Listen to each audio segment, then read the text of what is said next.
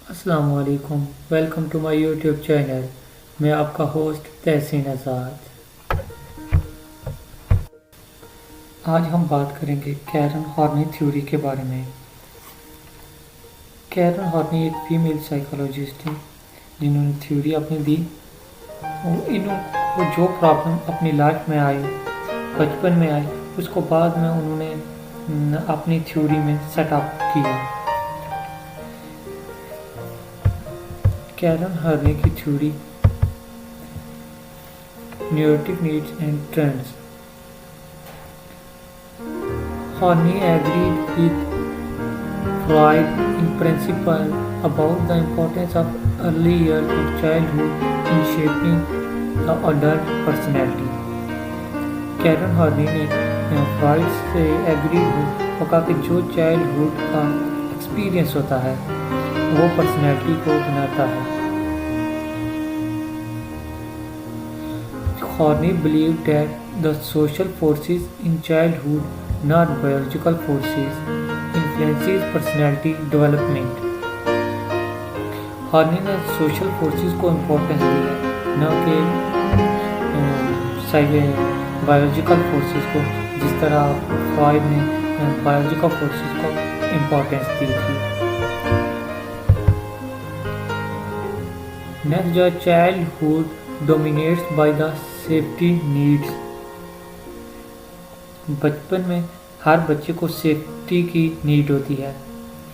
उन्होंने ऐसा कॉन्सेप्ट दिया क्योंकि हॉर्नी ने ऐसा कॉन्सेप्ट दिया क्योंकि उनको बचपन में ये चीज़ें नहीं मिली थी।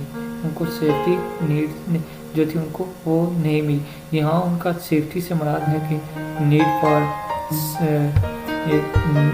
For security and freedom for fear, यानी उन्हें सिक्योरिटी चाहिए और उन्हें किसी भी तरह के डर से निजात चाहिए। ये नीड जो है वो बचपन में सबको होती है। अगर ये डिमांड पूरी ना हो तो कुछ ना कुछ उनमें प्रॉब्लम आ जाएगी। ये कुछ कारण हॉर्नी के साथ हुआ था। उन्हें अपन फैमिली में सिक्योरिटी एंड लव नहीं मिला था। आगे basic anxiety. Basic A pervasive feeling of loneliness and helplessness, यानी अकेलेपन की और बेबसी की फीलिंग होना। जब बच्चे को घर में प्यार नहीं मिलता तो वो अकेलापन या बेबस फील करता है। कैरन हॉर्नी ने कहा कि इस वजह से न्यूरोसिस की फाउंडेशन होती है, यानी न्यूरोसिस होती है foundation of neurosis.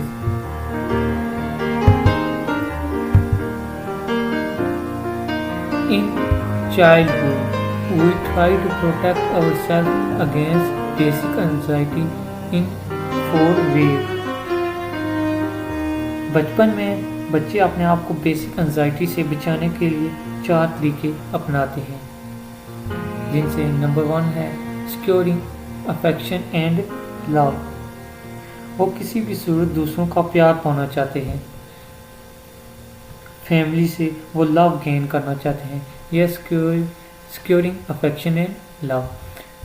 Second number पे है बीइंग सबमिसिव। वो अपनी ख्वाहिशात दूसरों को शो नहीं कर पाते, यानी वो कोई ऐसा नहीं करना चाहते जिससे दूसरों को उनसे गुस्सा हो जाए।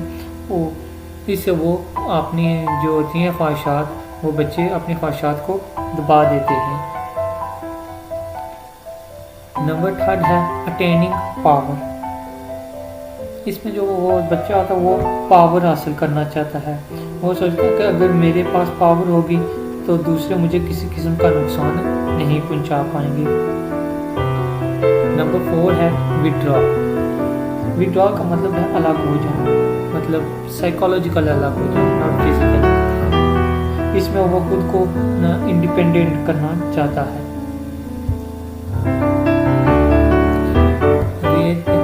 Common things to cope with basic anxiety by interacting with other। ये जो चारों वो चीज़ें हैं जिनसे लोगों के साथ इंटरेक्ट किया जा सकता है।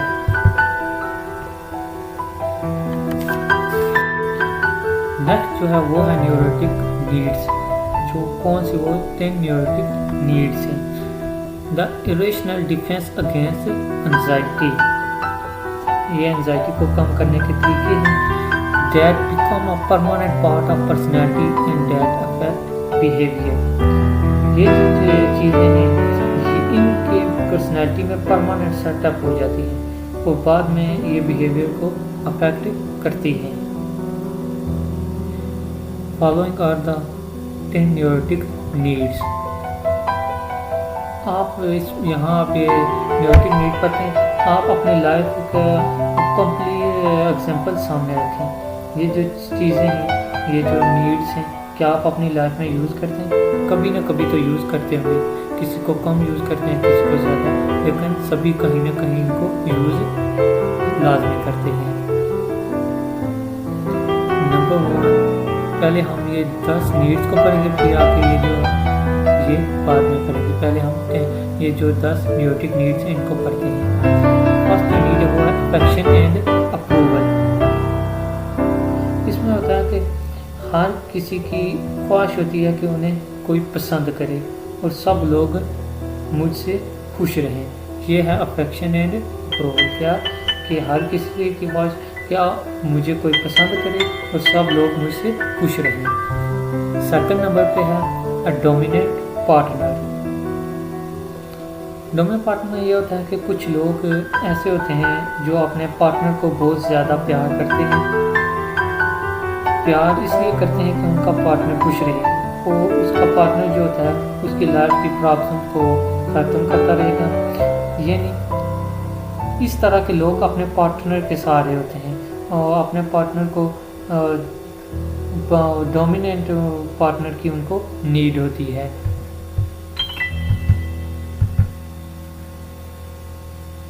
जो तीसरे नंबर पे है वो है पावर। इसमें लोग अपनी भलाई के लिए पावर गेन करना चाहते हैं। वो कहते हैं कि अगर मेरे पास पावर होगी तो मैं सब कुछ कर लूँगा। ये आगे है पावर। नंबर 4 पे आती है एक्सप्लॉयटेशन। इस तरह के लोग जो होते हैं एक्सप्लॉयटेशन, वो दूसरों से रिश्ते इसलिए बनाए रखना चाहते हैं कि उनसे उनको कोई बेनिफिट होता होगा। एक्सप्लॉयटेशन में ये होता है कि लोग दूसरों से रिलेशनशिप इसलिए क्रिएट करते हैं ताकि उनको उनसे फ़ायदा हो या उनसे फ़ायदा होता होगा। नंबर 5 है प्रेस्टीज। सभी लोग कहते हैं कि मेरी इज़्ज़त बनी रहे, माशरे में कुछ ऐसा न हो जिससे मेरी इज़्ज़त कम हो जाए। ये आ गया प्रेस्टीज। नंबर 6 है एडमायरेशन। एडमायरेशन होता है कि इसमें इंसान जो चाहता है कि दूसरे उसकी तारीफ़ करें, बेशक उसमें कुछ ऐसी क्वालिटी न हो, फिर भी वो चाहता है लोग मेरी तारीफ़ करें।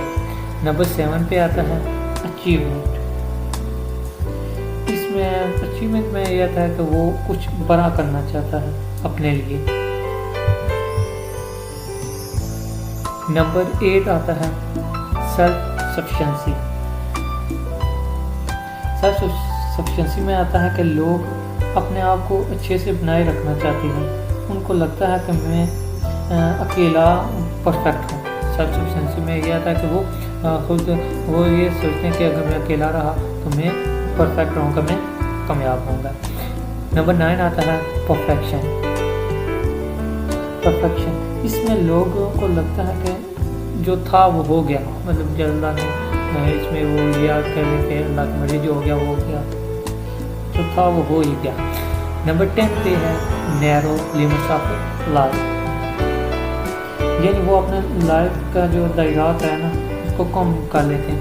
लोगों से मिलना जुलना वो इतना पसंद नहीं करते या कम कर लेते हैं।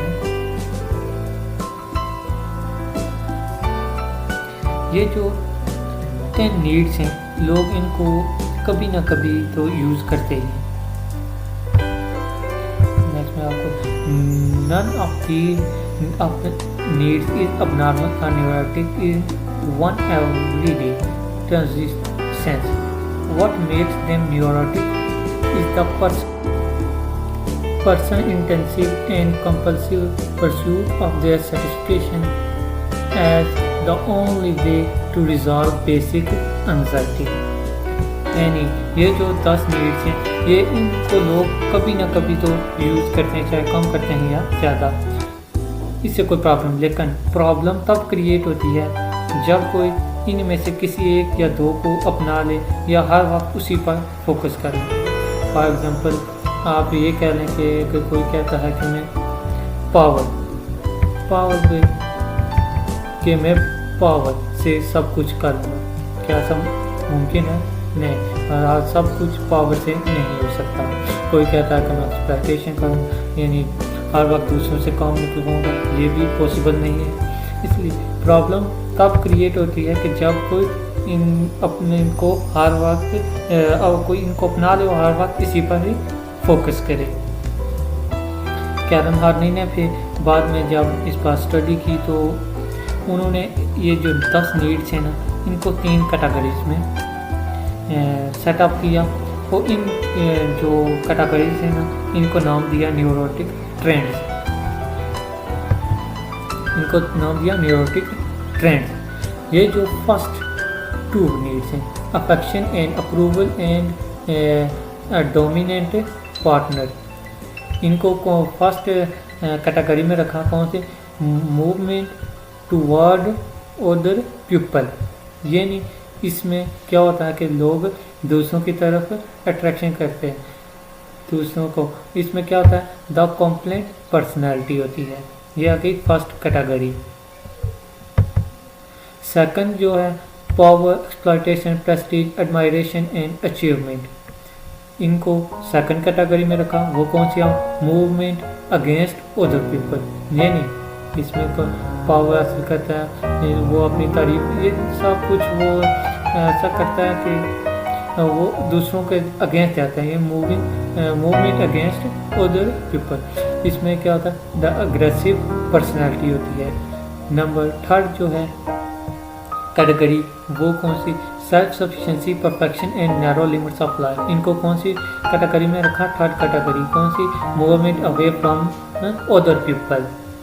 इसमें क्या होता है कि वो दूसरों से, जो लोग होते हैं उनसे दूर जाता है।